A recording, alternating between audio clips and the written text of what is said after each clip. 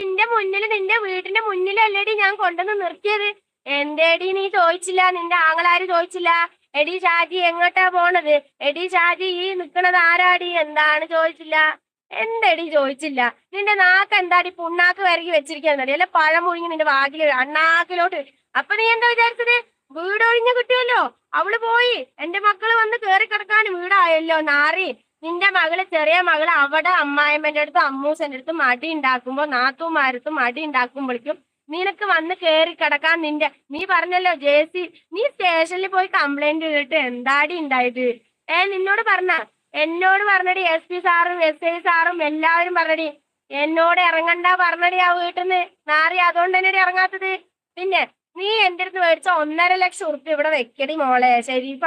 കാതില് കിടക്കണം കഴുത്തില് കിടക്കണൊക്കെ ഉണ്ടല്ലോ. ഞാന് യൂട്യൂബ് ഒന്ന് നിരങ്ങി ഉണ്ടാക്കിയ പൈസ ഉണ്ട്.